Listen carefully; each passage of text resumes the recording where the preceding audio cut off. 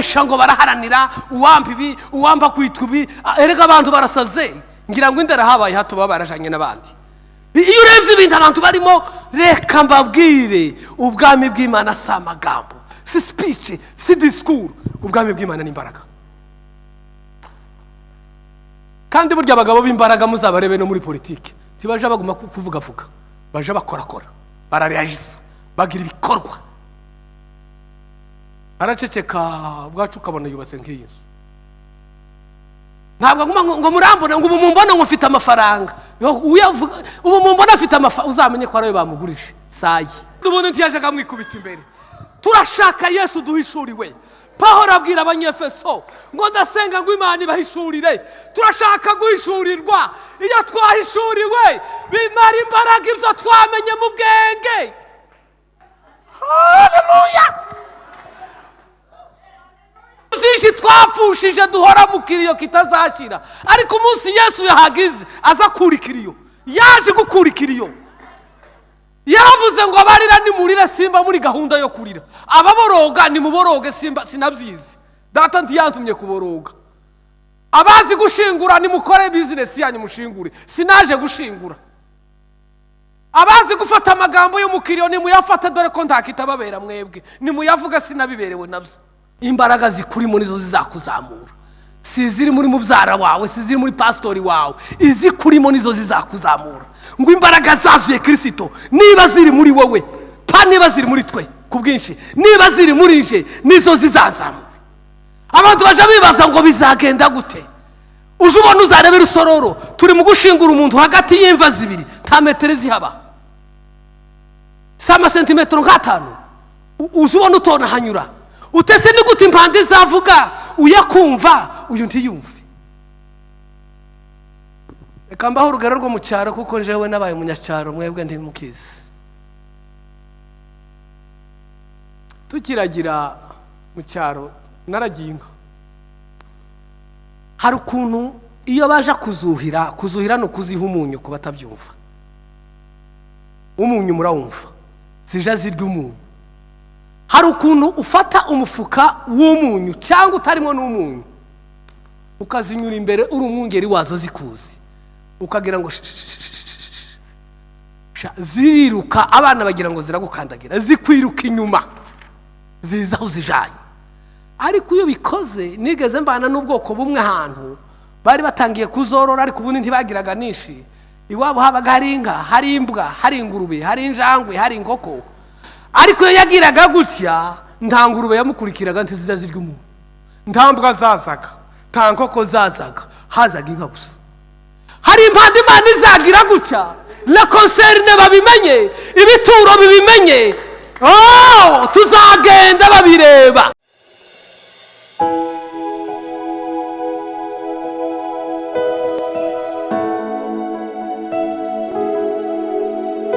Ndashaka ko twinjira mu isomo tukiga. Nibishoboka abatazanye ikaye karne ejo bazayizana. Sindigize itegeko ariko n'icifuzo. Kandi muzihangana nimutumva za haleluya ninshi cyane, gusa ntayo tuzakumira niza mu mutima uzayitere. Ndashaka ko twiga, tukiga hejuru y'ubwami bw'Imana. Imana ishimwe.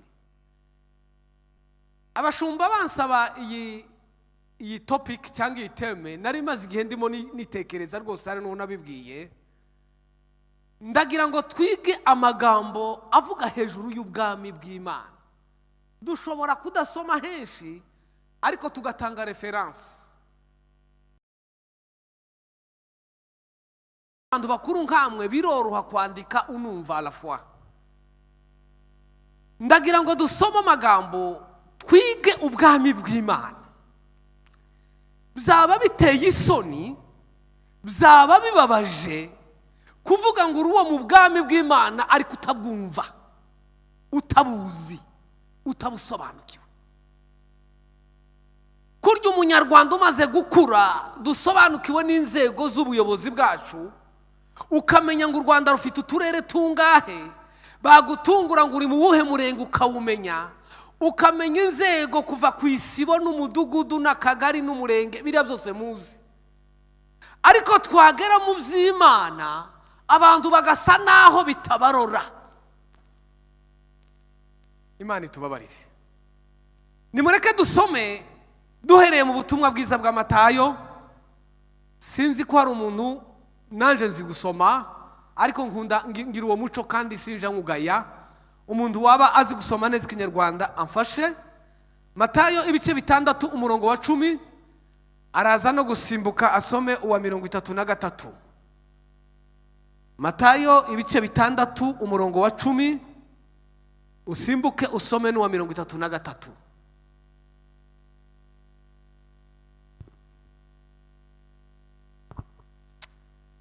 Ubwami bwawe buze, ibyo ushaka bibeho mu isi nk'uko biba mu ijuru.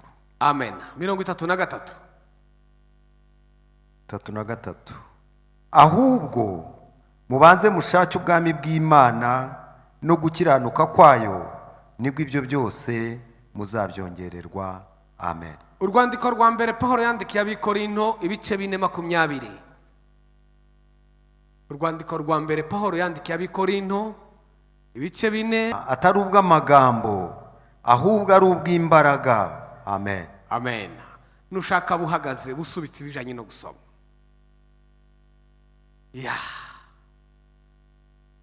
Tumaze kumva indirimbo zivuga ngo ijambo rye rigira gute. Ndashaka ngo tuzarangize iyi semina turema. Kandi ibyo tuzarema bizagira imbaraga zingana no kwizera kwawe uzaba wizeye. Babiririmbye ngo niryo ryazuye umwana wande. Yesu igihe yashaka agenda ku isi tiyigeze agira imodoka ngo aje avuga ngo ndakandagirira iriya modoka yanje, ndimo ndibuka inzu yanje, mfite ikibanza, konte yanje hari ukuntu ihagaze neza. Ikintu yazaga atekereza ko afite akumva yoceza akabyina ni ijambo ryari rimurimo. Umunsi Lazaro arapfa, bakoze ikiriyo murakizi. Bashiki be baranababara bati yuja kubaha ntaba yapfuye. Ayo makuru turayazi. Yesu araraza, ico Kinyarwanda cyo kuraza muracumva. Yesu aratinda ntiyaza. Yesu yaje kuza nyuma, abakobwa bararira bati ni ukiza. Yesu cyatumye atinda bari mu kiriyo, kandi Yesu ntaje. Hari ibintu byinshi twapfushije duhora mu kiriyo kitazashira, ariko umunsi Yesu yahagize aza kuri kiriyo, yaje gukura kiriyo. Yaravuze ngo abarira ni murire simba muri gahunda yo kurira, ababoroga ni muboroge simba sinabyizi, data ntiyantumye kuboroga. Abazi gushingura ni mukore business yanyu mushingure, sinaje gushingura. Abazi gufata amagambo yo mu kiriyo ni muyafata, dore ko ntakitababera mwebwe, ni muyavuga sinabiberewe nabyo. Ariko ngo aseruke ahanagura amarira, ikiriyo aragikura icyari ikiriyo kiba ibirori. Bene iryo jambo riza gukura ikiriyo mu buzima bwawe, kutagitaho no kwigirira nabi. Yesu ntazaza mu kiriyo, azaza gukura ikiriyo. Yesu ntazaza mu maganya, azaza kuyabwira ngo gezaho amaganya birarangiye. Iyo ataraza nuko tuba turi mu bintu atajazamo. Iyo aje abaje kubiklozinga.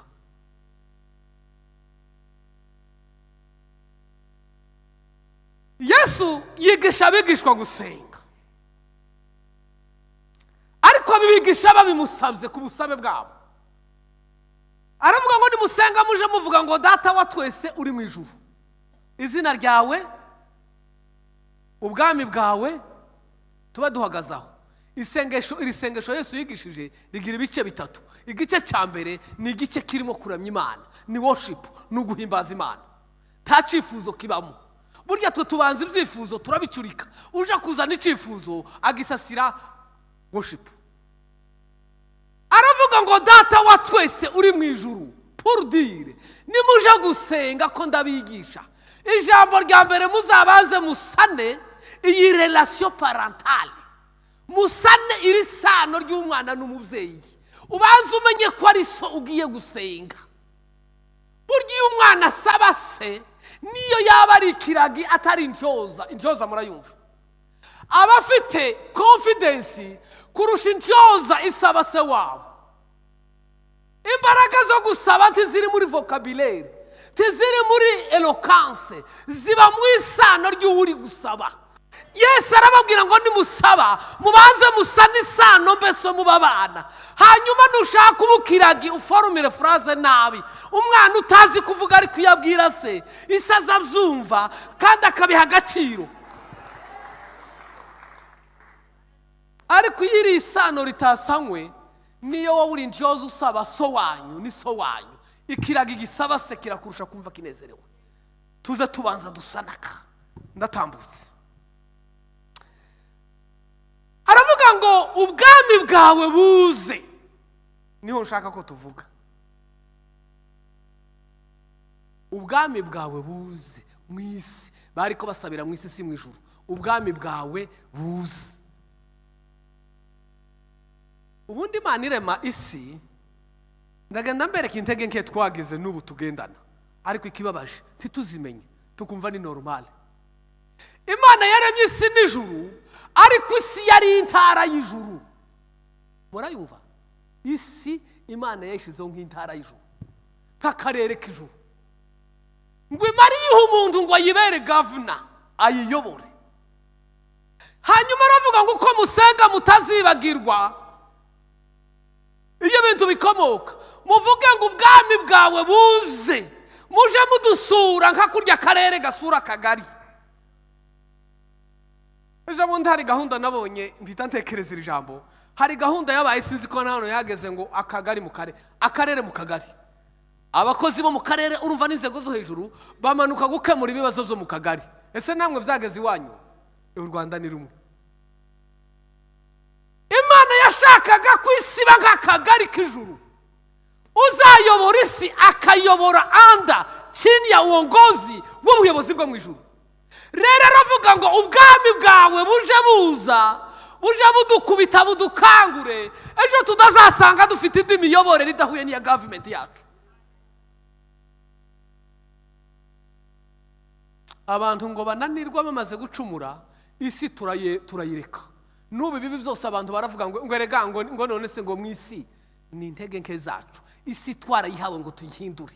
Nimba tunaniwe ntitukihagarareho esheke, isi si y'abapagani, isi ni intara twahawe igihe tukirimo ngo tuyiyobore. Aravuga ngo ubwami bwawe buze, kandi ngo ibyo ushaka bibe mu isi nk'uko biba mu ijuru. Buriya itegeko nshinga ry'u Rwanda uko rigenga muri Kigali niko rirenga za Nyamagabe, niko ritegeka za iriya hirya za Cangugu. Hose itegeko ni rimwe. Siko bimeze? Itegeko ry'ijuru rize mu isi. Ariko tugaruke tubaze ngo ubwami ni iki? Titwavuga ubwami tutavuze umwami, titwanavuga umwami suza atandika ubwami budahari. Nta bwami bufite umwami butagira constitution, itegeko nshinga. Ibi byose mu bwami bw'Imana birimo.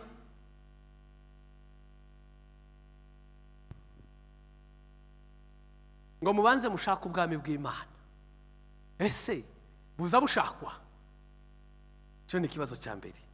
Ubwami bw'Imana burashakwa. Nusoma muri Yesaya ibice 55 umurongo wa 6 urabona igisubizo. Yesaya 55 umurongo wa 6. Nusoma mu Migani ibice 8:17 ngo nkunda abankunda kandi abanshakana umwete, buza bushakwa kandi buja buboneka. Ntabwo tubushaka anve, ntabwo tubushaka nta cyizere, buza bushakwa. Hariya muri Yesaya tuvuze harabona nimushaka umwami bigishoboka ko abonwa, nimumwambaza kiri bugufi aje aboneka. Tiyo tubwira ngo tumushaka ari baringa, aje aboneka abaho. Haleluya. Ubwami ni iki bw'Imana? Iyo tuvuze ubwami bw'Imana ni imiyoborere y'Imana, ni imitegekere y'Imana, ni presence y'Imana a travers Yesu ikorera mu muntu.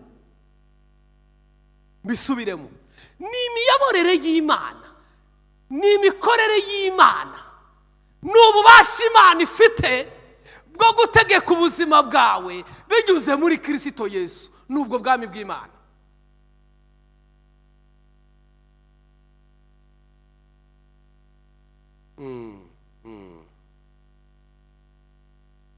Haleluya.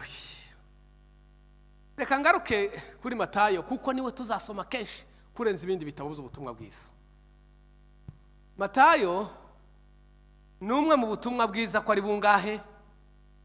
Bungahe? Bune. Matayo, Mariko, Luka na Yohana. Ariko Matayo niwe watinze ku bintu by'ubwami bw'Imana. Ni nawe wigishije Kristo ku mwami. Tukurikirane. Matayo niwe wigishije Kristo ku mwami. Kugira ngo inyigisho ye igire fondation, yaturutse kure avuga kuva kuri Abraham abyara Isaka, Isaka abyara Yakobo, aramumanura kugira ngo amucomeke muri Dawidi. Kugira ngo bamenye ubwami bwe ko bwari bwarahanuwe ko ari ubwami bwa Dawidi. Matayo niwe wavuze ibisekuruza bya Yesu. Mariko ntiyavuze ibisekuruza bya Yesu. Muzi impamvu? Mariko yigishije Kristo nk'umukozi uwaje gukora. Kandi abantu bafite abakozi hano mu ngo zanyu, nta mukozi uzugenera gumenye ikisekuruza ce. Apfa kuba atunganya akazi, agatera ipasi, agakoropa neza, agateka neza, ariko wo kubaza ngo mbwira ibisekuruza bye bine timubizi mwese. Ibisekuruza by'abakozi ntitubizi, titunakeneye kubimenya, tibabiduhisha ariko ntitwabibajije. Dupfa ko yatetse neza, agakoropa neza, agatera neza. Yesu kuri Mariko yari umukozi. Umukozi nta mpamvu z'ibisekuruza apfa kubakora. Kandi Mariko niwe ufite ubutumwa bugufi, ariko niwe urimo ibitangaza byinshi bya Yesu kuko yamwigishaga nk'umukozi. Ariko Matayo nk'umuyuda wa asiri w'amahame, Matayo ndamukunda. Yaje agatsinda, sinzi ico kinyarwanda ko mucumva. Kera ndabona papa hari yangira ngo niwe ari mu bakuru barahani batari we mukuru. Hari iby'abanyarwanda akazi bitaga gutsinda basebukwe kera. Nukuvuga ngo sebukwe niba yitwa naka, ntabwo umukazana yazaga ngo amuhamagare mu izina. Yashoboraga kugenekereza igituma mumenya muzehe yavuze, ariko ntamuvuge mu izina. Abayuda rero bubaha cyane mu migenzo yabo, bajaga batsinda izina ry'Imana, ntiryapfaga kuvuga. Bituma Matayo ku nshuro 37 yavuze hejuru y'ubu bwami, 33 yazitaga ngo ni ubwami bwo mu ijuru. Avuga izina ry'Imana, akavuga ngo ubwami bwo mu ijuru bugereranywa, ubwami bwo mu ijuru, akarengereza ashaka kuvuga ubwami bw'Imana. Iryo zina ryaramukomereraga. Habe n'umwami Yesu bwe, iyo somye muri Mariko ibice 11:30, hari aho yatinye kurivuga izina ry'Imana. Nawe avuga arengereza, ariko ari ryo yendaga kuvuga. Batinyaga izina ry'Imana. Ubutumwa bwiza bwa Matayo nibwo butumwa bukomeye ushaka kwiga ubwami bw'Imana. Reka mbere kuko buri reparti, kandi bwose kuva chapitre ya mbere kugeza ku ya nyuma biri kuvuga ubwami bw'Imana. Iyo urebye chapitre ya mbere cyangwa igice cya mbere kugeza ku cya 4, baravuga ngo nukuza k'uwo mwami, kuza kwa Masiya, l'avenue du roi, kuza ku mwami. Muribuka ko ariho haje ubuhanuzi, muribuka ko ariho Mariya yabwiriwe, muribuka ko ariho Yesu yavutse, muribuka ko Herode yamuhize. Byose biri muri parti chapitre ya mbere kugeza ku ya 4.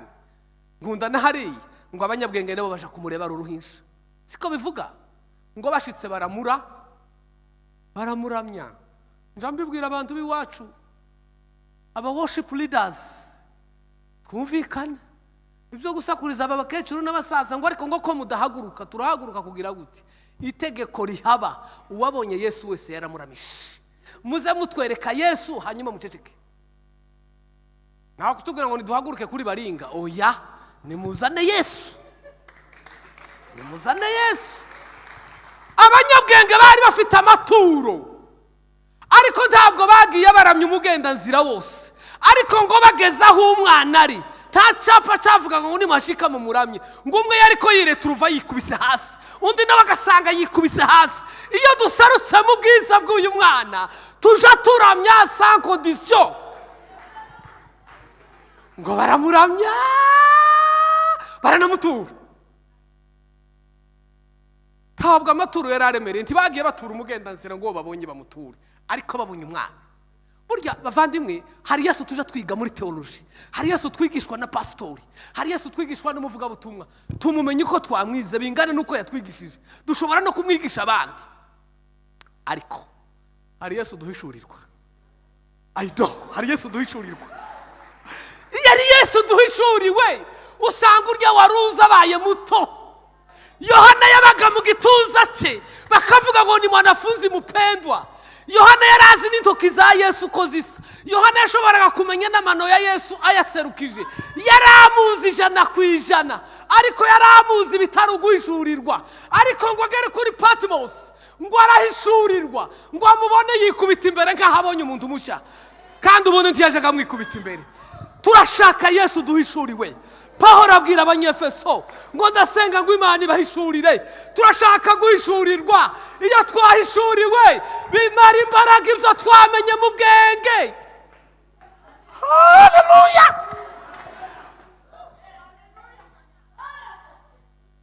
Yesu uje uhindura abantu. Suraha. Abafarisayo hari plene huzuye. Gusa aha naho akwiriye kuhanyura. Yesu uraha ni nk'ibinini biri mu kiganza. Umaranye icumweru ibinini mu kiganza, nubwo ikiganza ni cyawe ntiwokira. Gikira ari uko cinjiye. Yesu uraha ni nk'umuti uri ku mutwe w'uburiri ukawisegura, ntiwogukiza. Yesu uje ukiza n'uwageze aha, kandi yageze aha uba wamuhishuriwe, ariko iyo akiri aha uba wamwize. Bwana na apewe sifa. Ubwami bw'Imana iyo tubuhishuriwe. Haleluya! Ubwami bw'Imana iyo tubuhishuriwe. Bitandukana niyo twabwise. Bitandukana niyo pastor yamutubwiye. Imbaraga z'uwahishuriwe. Pawulo avuga ndasenga ngo Imana ibahishurire. Yego mwari mwaramwiza ariko ibahishurire. Igice cya mbere kugeza ku cya kane biravuga la venue du roi, kuza kuwo mwami. Titubitinzeho. Igice chapitre ya 5 kugeza ku ya 7 bayita ngo ni itegeko nshinga ry'ubwami, la constitution du royaume. Itegeko nshinga ry'ubwami riri mu bice 5, 6, 7. Hari umuteoloji wavuze ngo niyo botwika Bibiliya yose ngo bakamusigira chapitre ya 5, ya 5, ya 6, ya 7, iyi yise constitution, ngo abagifite amahirwe yo kuzabana n'Imana mu bwami bwayo, ngo kuko yukubaha imibanire amategeko. Iyo wubatse itegeko ukaryubaha tahuza uhurira n'abacamanza. Dore ngo bariyenza baza bashaka utiri. Abacamanza baranti babizi, bariyenza babe benshi. Iyo batagufatiye ku itegeko timuzopfa muhuye. Iyi ni constitution yo mu bwami bw'Imana. Igice cya 3 ni chapitre y'umunani kugeza ku ya 10. Biravuga ngo n'ububasha bwo muri ubwo bwami, l'autorité du royaume. Ububasha bwo mu bwami bw'Imana. Mu bwami bw'Imana twasomye ngo ubwami bw'Imana si amagambo, ngo niki n'imbaraga. Haleluya! N'imbaraga. Tuzazireba izi imbaraga. Yesu yavuze ngo umwuka naza muzahabwa imbaraga. Muri izo hariho ibice 3 ariko tuzabivuga undi munsi. Ariko hariho igice cyitwa imbaraga za dunamis. Dunamis ni imbaraga z'umwuka zija zirema, zikarema, n'izimana yagiye ikoresha. Ijambo rikazana power, rikarema. Imana ikavuga ngo ijuru niribeho rikabaho. Matière première ni mu ijambo. Ubwami bw'Imana aha baje byiga imbaraga zo muri bwo. Burya imbaraga kundari ya jambo Yesu yavuze ngo umwuka naza ngo azababwira amakuru ibyenda kuba. Siko bivuga pastor. mwari muzi ko kimwe mu ntwaro zikomeye ibihugu, sindi umunyapolitiki ariko sindi n'umwana ndayibona, kimwe mu bintu bikomeye ibihugu bitinyitse birusha ibindi si superficie, si ubunini, si n'amafaranga. Igihugu kirusha ikindi gutara amakuru, intelligence, baza bagitinya. Suko bimeze? Igihugu kimenya aho perezida w'ikindi yaraye, bakamenya aho yaririye, bakamurebera mu vyuma bakamenya aho yicaye, baba bamufite. Kimwe mu vy'umwuka aje aduha intelligence iri strong, aje aduha amakuru. Yamara kuyaduha ukabona twicaye ngaho ntaco tuzi.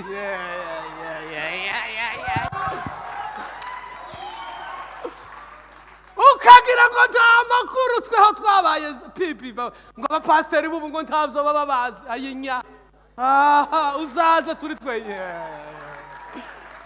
ngo ntanavyo bazi. Rekaho abasore ngo bafite impano ngo murabona ikibasha. Niba ubona kuri metero 10 ndabona kuri metero 1000. Umwuka aje akora intelligence akakubwira ngo hariya, ariko sinkubwiye kubivuga. Uti sawa,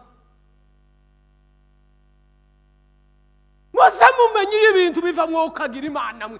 Dufite ubwami.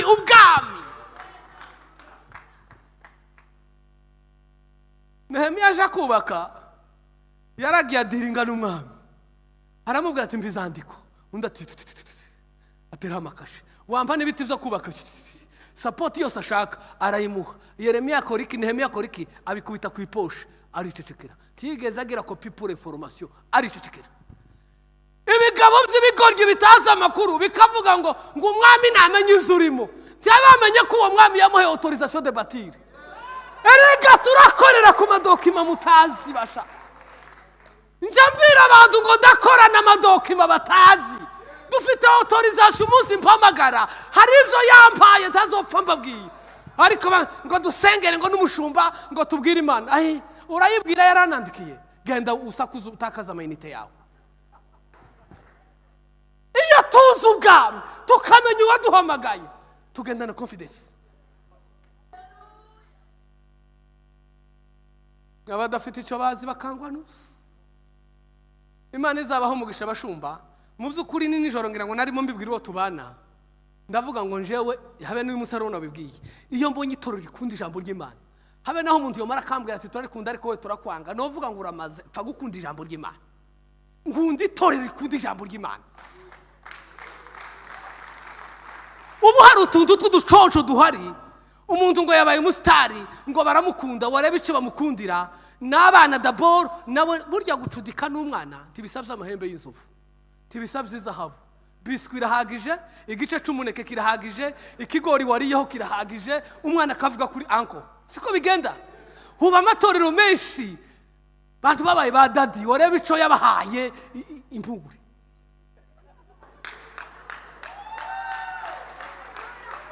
Yamara n'abakagaruka ngo ariko ngo abakristo bubu ngo ntibakura, barakuzwa niki? Biswi yakuza abantu koko. Biswi yabigabo gatumiza abagabo ngo bakiruka muri mu biki. Ariko itorero rigikunda ijambo ry'Imana, n'ukuri kw'Imana bari ku murongo.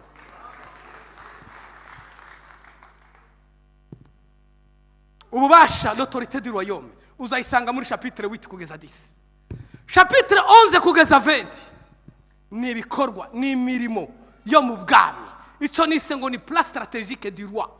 Plan stratégique du roi, imirimo yo mu bwami. Nibwo uzutangira kumenya ngo muri ubu bwami hakorwa iki, muri ubu bwami hemerwa iki, muri ubu bwami kirazira zaho nizihe, naho uzabisanga. Hariho za kirazira, n'ubwami bugira kirazira, kandi n'ubwami budafa kuvogerwa, kuko buhagaze mu mutwe n'umwami w'abami bose. Chapitre ya 21 kugeza 28 no kunesha ku mwami, la victoire du roi, ushindi wa mfalme, kunesha ku mwami. Ubwo ngize summary yo muri Matayo, ariko yose nturu na otur y'ubwami bw'Imana.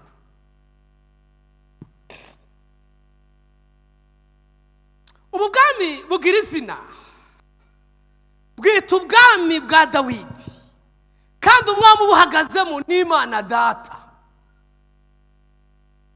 Maze icyiza cyabyo bukaba ubwami bw'iteka ryose. Haleluya. bukaba ubwami bw'igihe kingana gute? Abandi kamwandike Psome cyangwa Zaburi 24 umurongo w'8. Mwandike Deuteronome cyangwa gutegeka kwa kabiri ibice 10 umurongo wa 14. Mwandike Isaya ibice 6 umurongo wa 1 kugira ngo mwumve intebe y'ubwo bwami. Mwandike Ibyahishuwe cyangwa Apocalypse ibice 4 n'umurongo wa 2. Nuja gusoza nanone wandike ibice 5 mu byakozwe mu Byahishuriwe n'utujuru n'umurongo wa 1. Ni byinshi twavuga. Nababwiye ngo uyu munsi ndaba mwarimu siko bisa. Ari no munsi tuzatanga haleluya nishi ariko mubanze twigi.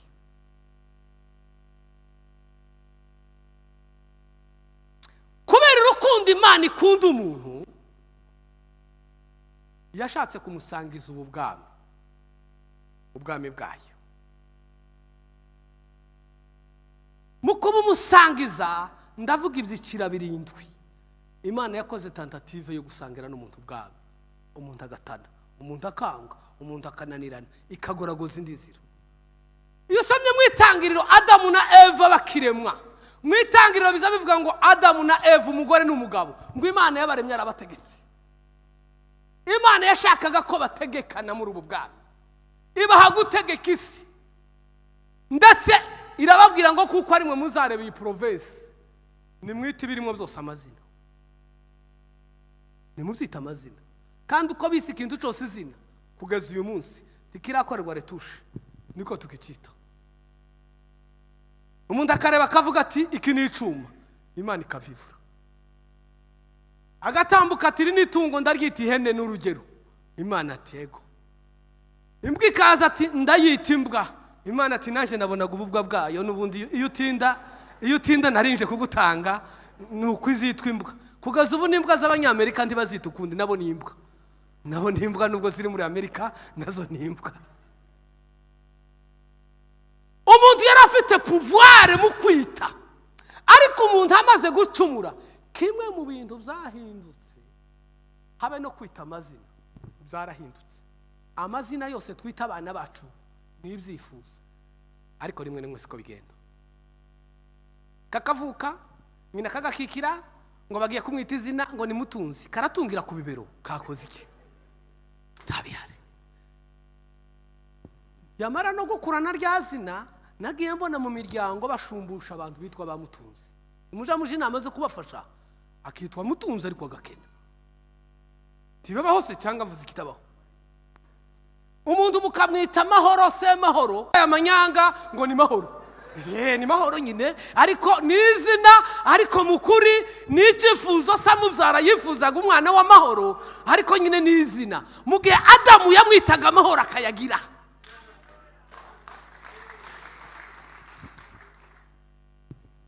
Muri Edeni umuntu amaze gucumura, Imana ishyiraho ubuyobozi bw'abantu mu mategeko. Igihe cya Mose ukageza ku bacamanza, Mose akorana n'Imana, Mose ajana n'Imana, ariko ngo bagereho abantu barigumura bati no turarambiwe kwirirwa ngo tuyobowe n'Imana, turashaka kuba nkandi moko tukagira mami yacu, tukagira ubuyobozi bwacu. Ngo Samuel umuhanuzi ararira abwira Imana ati ndababaye, uzi ibintu wakoreye Abisirayeli, none banze ngo ntibagushaka, barashaka ubwami bwabo. Ngo Imana iramubwira ngo wirira, si wowe banze, nije banze. Ariko basobanurira ibyo bagiye guhura nabyo. Nari Imana itagira ingabo, uduhungu twabo tugiye kuzaza tuja kurwana dushirire ku rugamba. Hari abagore bagiye gupfakara kuko abagabo bazaja mu gisirikare. Ubwo bashatse ubwami bw'isinza baka imisoro, tayo najaga mbaka. Ibikingi byabo nzaja niho ibyo nshatse. Umwami azabyiha, njewe nari narabibarekeye. Bamenye ingaruka zabyo. Imana nguje kubaha nayo ibaha Sawuli. Sawuli nguje kumubaha kuko yari izi igihe cye. Ngwibwira Samuel ngo genda ukisha amavuta yo mu icupa. Icupa ni igikoresho fragile kija kimeneka vuba. Imana yari yarifite ngo gahunda igihe nikigera nzabaha umwami witwa Dawidi. Ariko baraprematira imyaka 40 igihe kitaragera. Burya guprematira umuhamagaro mu abantu mwe ni ikibazo. Imana ibaha ico ngico ibegeka wico. inyigisho zivuga ko yagendanye n'Imana gato ngo imyaka kubera nayo yamavuta yayibiri 38 yose yagendaga nabi. Ariko ngo haje kwimikwa Dawidi iravuga ngo uyu umwami n'ubundi wari muri gahunda ngo genda umwimikisha amavuta yo mu ihembe atarayo mu icupa. Ihembe ni ikintu gikomeye. Dawidi arahaja, Sulemani arahaja, habaho utawala wa wanadamu, abami b'abantu barahaja. Babaje kuhava hatangira guhanurwa ubwami bwa Kristo. Niho ngeze ku bwami dushaka. Ubwami bwa Kristo burahanurwa, ariko zatangazwa nuko ababuhanuye nibo babuyobewe. Abafarisayo basoma ibitabo bikabayobera ntibumve. Ubwami bwa Dawidi abafarisayo barabuyoberwa, ariko ibimuga n'impumyi barabimenya. Yesu bakamwita ngo mwana wa Dawidi, akaba aribo bamudekuvura, abari bakwiri abari sanse kuba aribo babimenya bakabiyoberwa. Iyo usomye muri Luka ibice 17:20, Yesu aravuga ngo ubwo bwami kuko batabushikiriye ngo noneho nkoza gashya, akura ubwami muri hahandi muri za ngoma za Dawidi abushira mu mitima yacu. Aravuga ngo ubwami bwanje ngo buri mu mitima yanyu. Ubu bwami rero ni wowe ubugenga, ubu bwami rero ni wowe ubufite. Ubu ubwami bw'Imana muri wowe, ubwami bw'Imana buri muri je, ubwami bw'Imana ikorera muri je. Kirazira zabwo zikambamo cyangwa nkabuvyola nkumva nta gaciro. Reka mbabwire ngo ubwami bw'Imana buri mu mitima yacu. Nigihe Imana izaza kutujana n'imbaraga zo mu bwami buturimo, sizizava kwa bishop, sizizavamo nizi turimo. Tawo kubaka umuturirwa etage ngo ushiremo asansere ngo ndahagarare mu yindi etage iri hariya ngo utekereze ngo uri asansere irakuzamura. Asansere izamura bari muri yose. Imbaraga zikurimo nizo zizakuzamura. Siziri muri mubyara wawe, siziri muri pastori wawe, izi kurimo nizo zizakuzamura. Ngo imbaraga zazuye Kristo niba ziri muri wowe, pa niba ziri muri twe kubwinshi, niba ziri muri je nizo zizazamura. Abantu baje bibaza ngo bizagenda gute? Uje ubona uzarebe rusororo turi mu gushingura umuntu hagati y'imva zibiri, nta metero zihaba, sama centimetero nk'atanu. Uje ubona utona hanyura, utese ni gute impande zavuga uyakumva uyu ntiyumve. Reka mbaho urugero rwo mu cyaro kuko njewe nabaye umunyacyaro, mwebwe ndi mukizi. Tukiragira mu cyaro naragiye inka. Hari ukuntu iyo baje kuzuhira no kuziha umunyu ku batabyumva. Umunyu murawumva, zija zirya umunyu. Hari ukuntu ufata umufuka w'umunyu cyangwa utarimo n'umunyu ukazinyura imbere uri umwungeri wazo zikuzi, ukagira ngo ziriruka, abana bagira ngo ziragukandagira, zikwiruka inyuma ziza aho zijanye. Ariko iyo bikoze, nigeze mbana n'ubwoko bumwe ahantu bari batangiye kuzorora, ariko ubundi ntibagiraga nishi. Iwabo habaga hari inka, hari imbwa, hari ingurube, hari injangwe, hari inkoko. Ariko iyo yagiraga gutya, nta ngurube yamukurikiraga ntiziza zirya umuntu, nta mbwa zazaga, nta nkoko zazaga, hazaga inka gusa. Hari impande Imana izagira gutya, le concerne babimenye, ibituro bibimenye, tuzagenda babireba.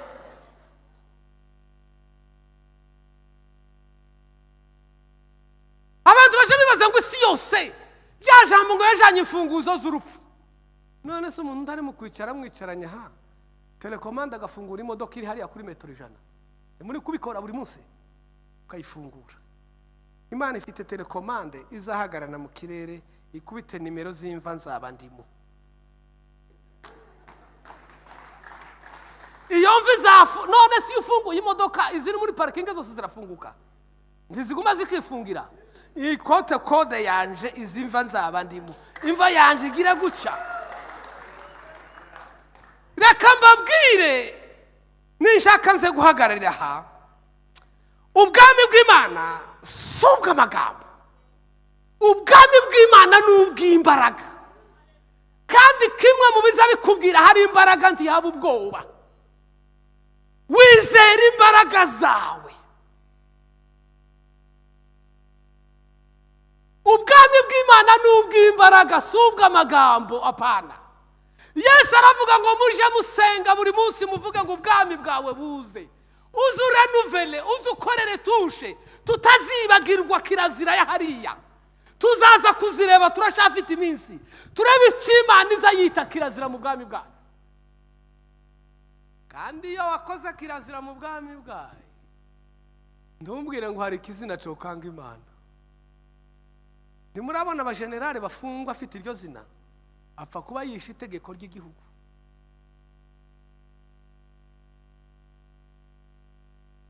Ibyo abantu baza bibesha ngo baraharanira uwampa ibi, uwampa kwitwa ibi, erega abantu barasaze. Ngira ngo indera habaye hato baba barajanye n'abandi. Iyo urebye ibintu abantu barimo, reka mbabwire, ubwami bw'Imana si amagambo, si speech, si discours. Ubwami bw'Imana ni imbaraga. Kandi burya abagabo b'imbaraga muzabarebe no muri politiki, tibaje baguma kuvuga, baje bakorakora, barareagisa, bagira ibikorwa. Araceceka bwacu ukabona yubatse nk'iyi nzu. Ntabwo ngo murambone ngo umumbona ngo ufite amafaranga. Ubu mumbona afite amafaranga, uzamenye ko arayo bamugurije. Sayi. Ufite amafaranga agenda yamiza abwira abantu mufite amafaranga. Ahubwo bonyine baramureba batafite amafaranga. Abari mu bwami bw'Imana n'ubwami bw'imbaraga, turabukunda, turanabukumbuye, turanabushaka, turanabwifuza. Niyo hagize igishaka guhungabanya, tuja tuvuga ngo ni umwanya muto, dufite ubwami. Imana itugirire neza, Imana ibane natwe. Amen.